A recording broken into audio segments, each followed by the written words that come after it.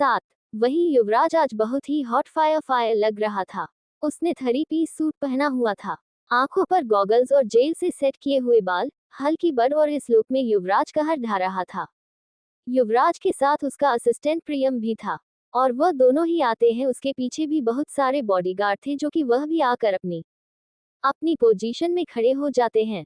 वही युवराज और प्रियम दोनों ही आकर खड़े होते हैं। तभी युवराज सामने वीरेंद्र जी की तरफ देखते हुए ही बोला, स्वागत नहीं करोगे हमारा ससुर जी? वही युवराज की बात सुनकर सब लोग शॉक हो जाते हैं और सब लोग युवराज को देखने लगते हैं। वही मंडप में बैठे प्रणव और कायनात, वह दोनों भी एक तक युवराज को ही देख रहे थे। वही कायनात में अभी युवराज का चेहरा तो देखा नहीं था, लेकिन उसे उसकी पीठ दिख रही थी। कायनात तो उसका चेहरा देखने की कोशिश कर रही थी। तभी युवराज बोला, ऐसे सब लोग शॉक क्यों हो रहे हो? अरे हम मिस्टर वीरेंद्र सिंह शेखावत के होने वाले दामाद जी है, तो हमारा वेलकम तो बनता ही है।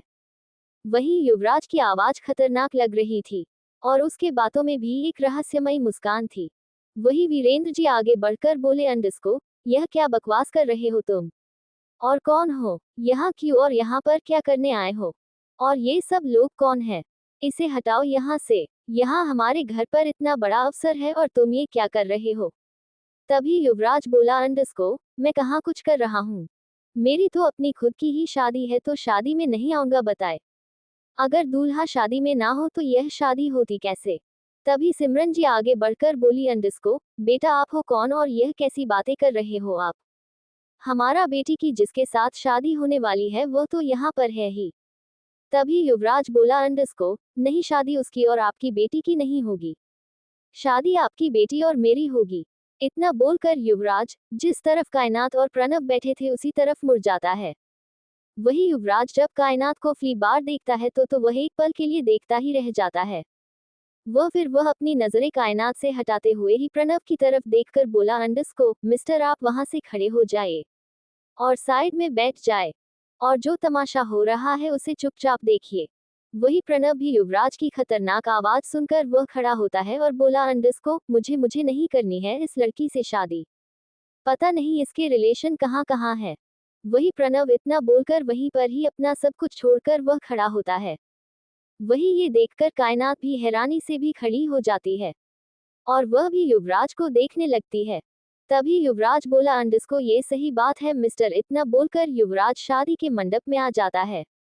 वह फिर शादी के मंडप में आकर कायनात के पास आकर खड़ा हो जाता है और डेविल स्माइल करते हुए ही कायनात को देखने लगता है।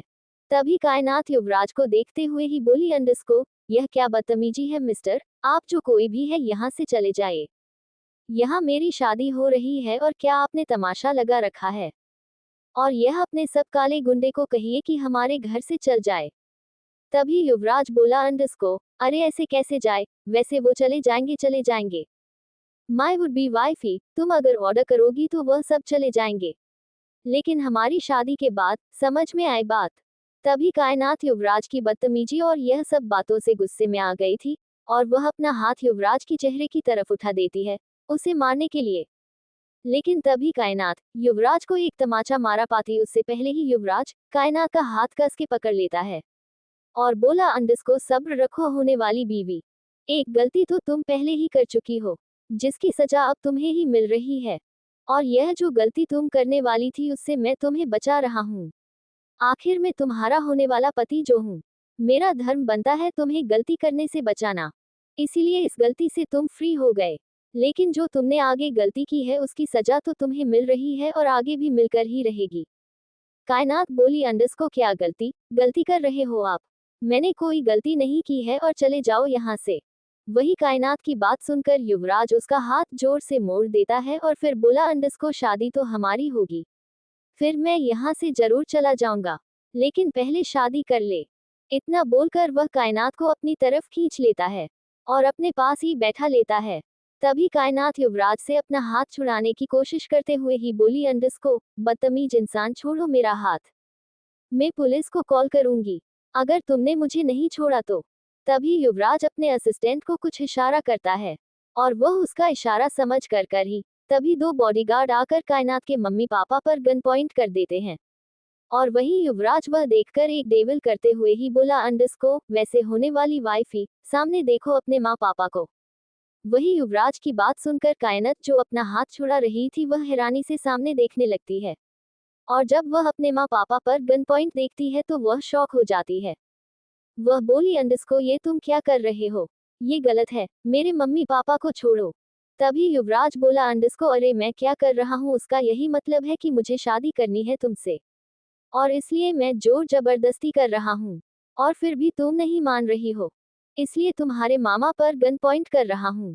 तो समझ जाओ बात को, मैं तुमसे शादी तो करके ही रहूंगा चाहे वो गन पॉइंट पर ही क्यों ना हो, शादी तो हमारी होकर ही रहेगी।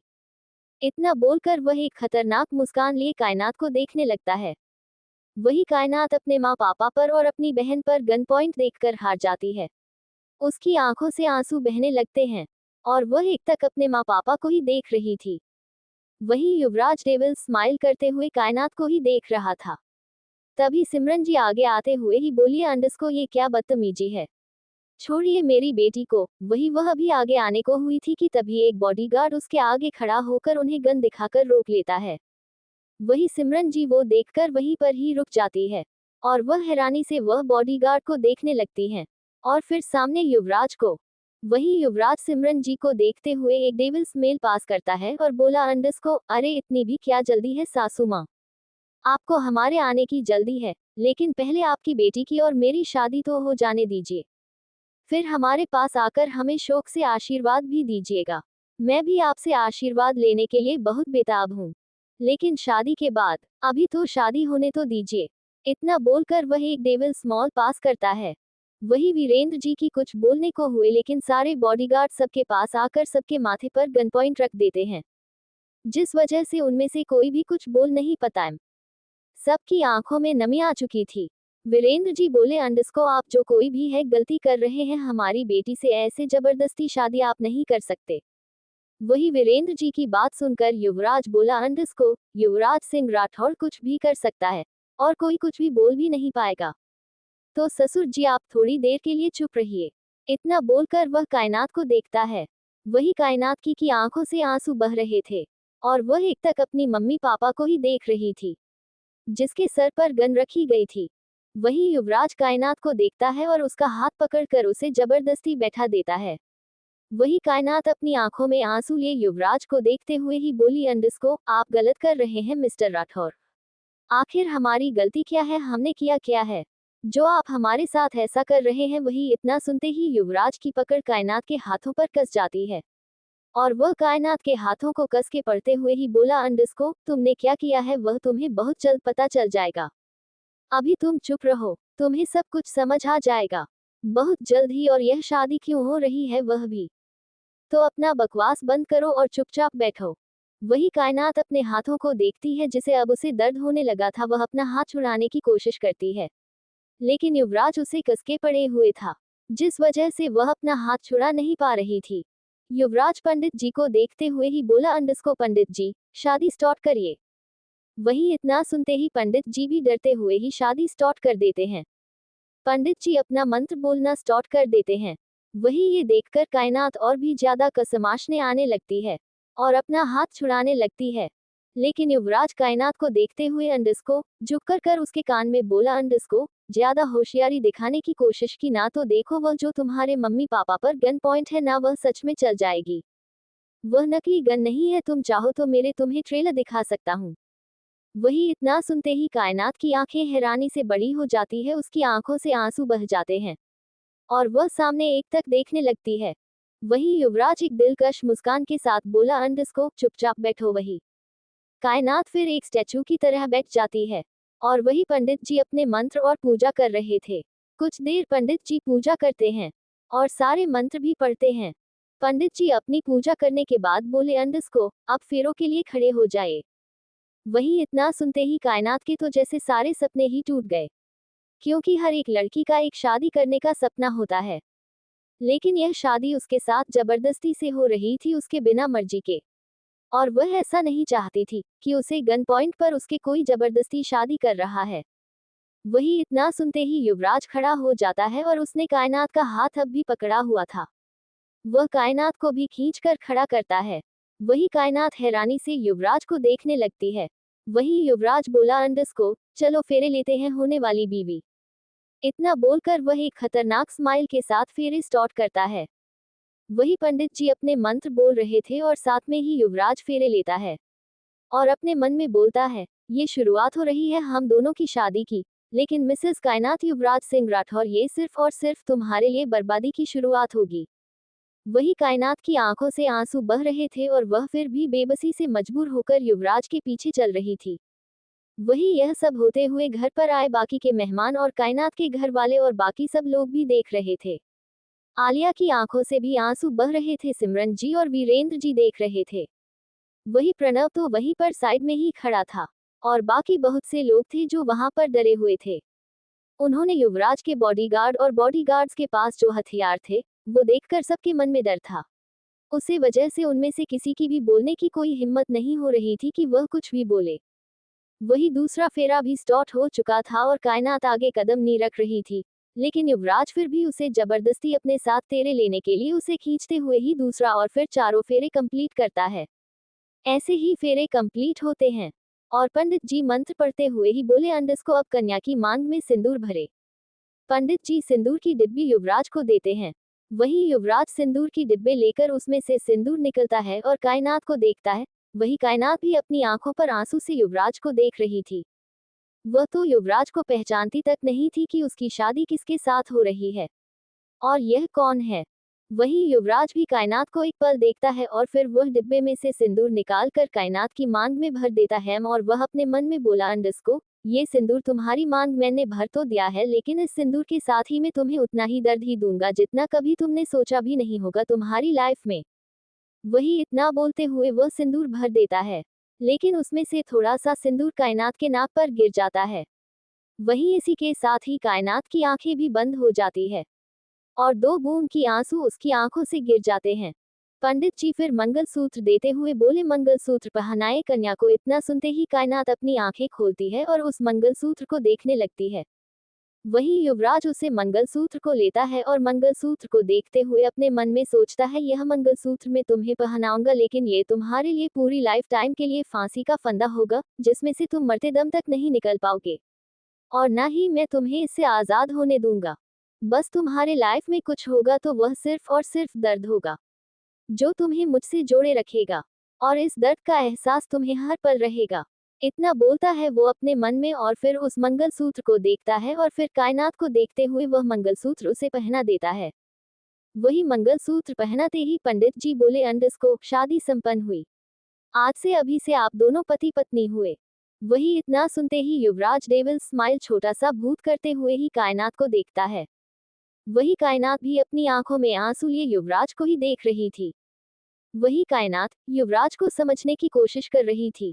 वही युवराज कायनात को देखते हुए ही बोला, अंडरस्को, मुबारक हो वाइफी, शादी मुबारक हो।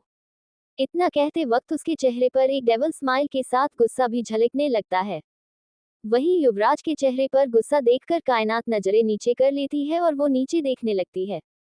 वही युवराज को तो उसे गुस्सा बहुत आ रहा था, लेकिन फिर वह अपने गुस्से को कंट्रोल करते हुए कायनात का हाथ पकड़ता है और कसके उसके हाथ को पकड़े बोला, अंडरस्को, अब शादी टू संपन्न हो गई है। तो फिर वो धोरे से उसके कान के पास आया और धीमी आवाज में नीचे झुकाकर उसके कान में बोला, अंडरस्को, अब शादी तो हो गई है तो वाइफी सुहागरात भी मनाते हैं।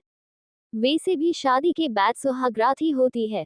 वही इतना सुनते ही कायनात हैरानी से ही अपनी आंखें बड़ी करते हुए ही युवराज को देखने लगती है। वही युवराज एक डेविल स्माइल करते हुए बोला, क्यों, क्या हुआ, इसमें कुछ गलत तो नहीं है ना? हम दोनों की शादी हो चुकी है तो वह काम भी क्यों बाकी रखें जो होना चाहिए। शादी की रात को होता है टंग आउट। वही इतना सुनते ही कायनात गुस्से से ही बोली, अंडरस्को, बंद करो अपनी बकवास, ये मुझे पता तक नहीं है कि तुम कौन हो और ऐसे बकवास कर रहे हो। छोड़ो मेरा हाथ। इतना बोलकर वह अपना हाथ छुड़ाने लगती है। तभी युवराज बोला, अंडरस्को, वह सब कुछ छोड़ो और चलो हम दोनों पहले आशीर्वाद लेते हैं। इतना बोलकर वो कायनात का हाथ पकड़े हुए कायनात को खींचते हुए ही मंडप से नीचे ले जाता है। वह जहां पर उसे कायनात की मम्मी पापा खड़े थे उसी तरफ जाकर उसे खड़ा कर देता है। वही कायनात की आंखों में आंसू आ जाते हैं। वही युवराज एक इशारा करता है तो उसके सारे बॉडीगार्ड वहां से उससे दूर हो जाते हैं और वही सिमरन जीवन वीरेंद्र से दोनों ही एक बेबसी के साथ कायनात को देख रहे थे। वह उन दोनों की आंखों में भी नमी आ चुकी थी। वही आलिया तो रो ही रही थी। वही सब बाकी के लिस्ट अभी भी डरे हुए थे। वहीं युवराज वीरेंद्र जी को देखते हुए ही बोला, ससुर जी अब आपकी बेटी को और मुझे आशीर्वाद दीजिए ताकि हम दोनों अच्छे से हम अपनी शादीशुदा जिंदगी बिता सके। इतना बोलकर वह डेविल स्माइल के साथ कायनात को देखता है और बोला, अंडस्को चलो आशीर्वाद लेते हैं। इतना बोलकर वह कायनात को नीचे झुकाता है और खुद भी नीचे झुककर वीरेंद्र जी के पैरों में आशीर्वाद लेने के लिए अपना हाथ आगे बढ़ता है। तभी वीरेंद्र जी पीछे हट जाते हैं। वह बोले, अंडस्को मैं नहीं मानता है शादी को और ना ही कभी मानूंगा इस शादी को। मेरी बेटी की शादी में धूमधाम से करना चाहता था, लेकिन पता नहीं तुम कौन हो और क्यों यहाँ पर आए हो और ऐसे क्यों कर रहे हो हमारे साथ। कौन सी दुश्मनी में निभा रहे हो हमारे साथ हमें नहीं पता, लेकिन फिर भी ये शादी को नहीं मानता। फिर वह इतना ही बोले थे कि तभी युवराज बोला, अंडस्को ससुर जी आप नहीं मानते तो क्या हुआ, आपकी बेटी अब मेरी वाइफ बन चुकी है, आप ऐसे कैसे नहीं मान सकते। पूरी दुनिया ने देखा है ये तमाशा। अब सॉरी ये शादी आपके मानने या ना मानने से कुछ नहीं होगा। जैसा युवराज सिंह राठौर चाहेगा ऐसा ही होगा। वही इतना सुनते ही वीरेंद्र जी कायनात को देखते हुए ही बोला, अंडस्को कायनात मेरी गुड़िया तुम बताओ क्या तुम इस शादी को मानती हो।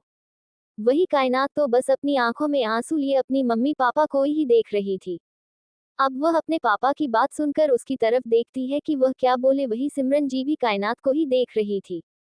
वह आगे बढ़कर कायनात चेहरे पर हाथ रखकर बोली, अंडस्को बोल बेटा यह शादी शादी नहीं है, जबरदस्ती से हुई एक शादी है। तो क्या ये शादी को तुम मानती हो, ऐसी शादी नहीं होती है ना। वही कायनात रोते हुए ही अपनी मम्मी के गले लग जाती है। वह बोल, मुझे नहीं पता ये सब कैसे हो गए और क्यों हुआ और यह कौन है, मुझे नहीं पता कुछ भी, मैं क्या करूं, मुझे तो कुछ समझ में ही नहीं आ रहा। मैं भी नहीं मानती शादी को मम्मा, प्लीज मुझे नहीं रहना इसके साथ। मुझे ऐसे जबरदस्ती के बंधन में नहीं रहना। वही इतना सुनते ही युवराज एक डेविल स्माइल के कायनात का हाथ पकड़ता है और एक झटके में ही सिमरन जी से उसे अलग कर लेता है।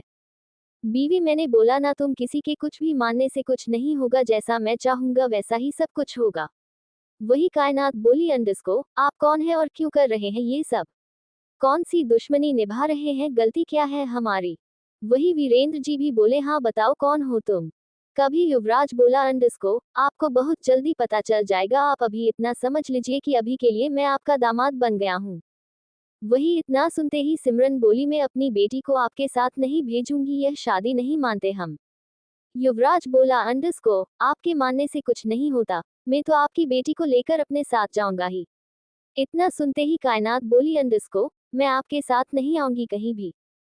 वही इतना सुनना ही था कि युवराज अपनी बॉडीगार्ड को फिर से इशारा करता है। फिर से एक बॉडीगार्ड आगे बढ़कर वीरेंद्र जी की के सर पर गन रख देता है। वो ये देखकर कायनात डर जाती है और वह युवराज को देखकर बोली, अंडस्को ये क्या बदतमीजी है, इसे कहीं ये दूर हो जाए हमारे पापा से। वही इतना सुनते ही युवराज बोला, अंडस्को फिर ठीक है चलो मेरे साथ। अब मेरी पत्नी जो तुम बन चुकी हो, तो मेरे साथ तुम्हें आना ही पड़ेगा। वही इतना सुनते ही वीरेंद्र जी कुछ बोलने को हुए, लेकिन तभी सिमरन जी उनका हाथ पकड़ लेती है और बोली, अंडस्को ठीक है ले जाओ आप अपनी पत्नी को, और फिर इसे कभी यहाँ पर आने मत देना। अगर कायनात आपके साथ जाएगी तो हम इसे सारे रिश्ते नाते तोड़ देंगे। इतना सुनते ही कायनात हैरानी से अपनी मम्मी को देखने लगती है और आलिया भी आगे आकर बोली, अंडस्को मम्मी आप क्या कर बोल रही है। तभी सिमरन जी बोलिए, अंडस्को तुम चुप रहो, मैं जो बोल रही हूँ सच ही बोल रही हूँ। फिर वो कायनात से बोली, अंडस्को कायनात तुम बताओ क्या तुम जाना चाहती हो उसके साथ। वही इतना सुनते ही कायनात अपने पापा को देखने लगती है, उसके सर पर कौन पॉइंट रखी हुई थी और अब कायनात पूरी तरह से फंस हो चुकी थी। तभी युवराज बोला, अंडस्को और वाइफी अगर तुमने हाँ नहीं बोला तो मेरी गन से निकली गोली कभी फेल नहीं जाती, एक जान तो लेकर जाती ही है। इतना सुनते ही कायनात चौंक जाती है और उसके शब्द उसके गले में ही अटक जाते हैं।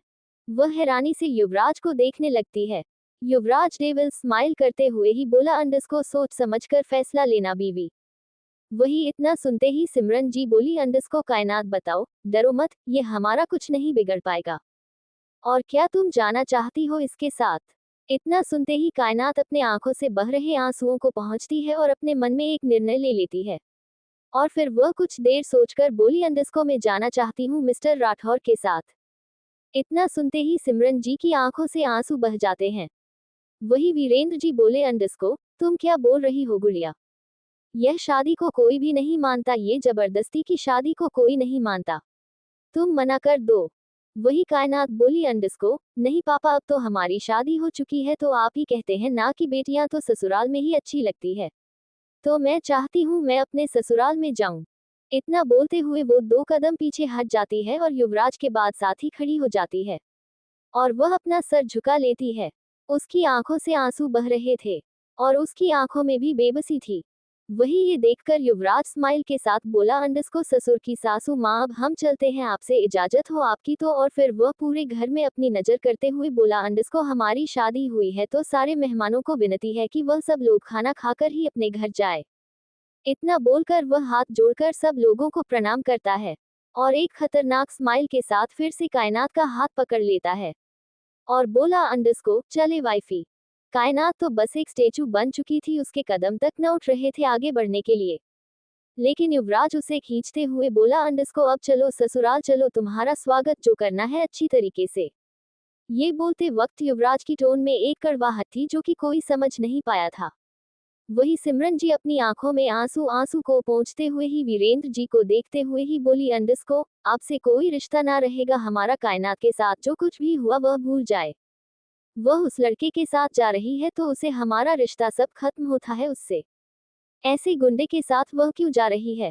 उसे उसे नहीं पता कि ऐसे जबरदस्ती करके उसके साथ जिसने शादी की है वह उसके साथ कुछ भी कर सकता है, कुछ भी गलत कर सकता है।